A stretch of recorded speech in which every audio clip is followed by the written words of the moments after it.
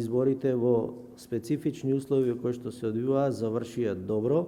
Прв пат нашата држава се соочи со организација на избори во специфични услови, во пандемија од COVID-19 и за сите нас беше тоа предизвик и мислам дека јавноста ќе се сложи и со нас дека првиот ден помина одлично на гласањето, вториот ден исто така без забелешки, иако имаше зголемен број на пријавени за гласање во домашни услови, и третиот ден исто така помина одлично во смисла на организација, спроведување, одвивање на гласањето. Резултатите од изборите официјални, мандатите конечни, народните избраници ги земаа решенијата за пратеници во идниот парламентарен состав. Представниците на партиите кои дојдоа во Државната изборна комисија им се заблагодарија на нивните гласачи и си посакаа успешна работа. Се заблагодарам на буквално сите во Република Македонија кои што го дадоа својот глас за коалицијата на ВМРО, предводена од ВМРО-ДПМН за обнова на Македонија.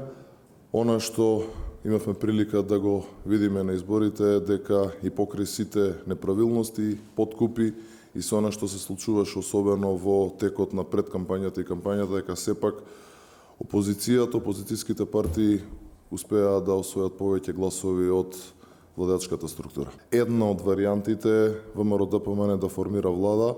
Благодарам на сите што учествуваа во овој изборен процес, секако и на Државната изборна комисија, на сите органи и на вас медиумите кои будно ја следовте целата изборна кампања. Значи на сите му посакувам успешна работа и на сите избрани што се честитки. Изборниот процес беше во ред, значи како ние немавме никакви забелешки во делот на тоа.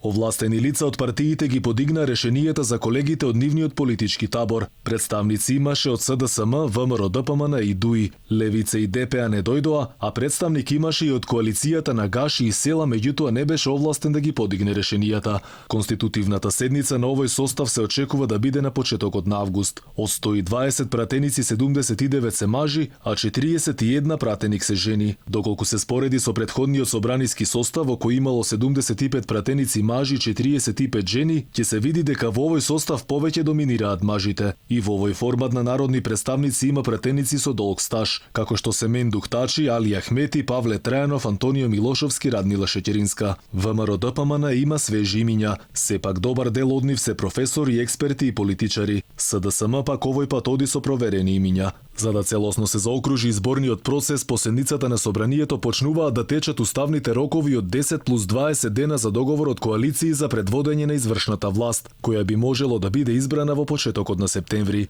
До тогаш се уште ќе биде во функција техничката влада на чело со Оливер Спасовски, а веќе треба да се повлечат и дополнителните заменик министри во 5 ресори техничкиот министер за внатрешни Наќе Чулев. Тој денеска се повлече од министерското столче и се враќа во агенцијата за разузнавање, а министерството ќе го раководи заменик министерот Аги Мнухију.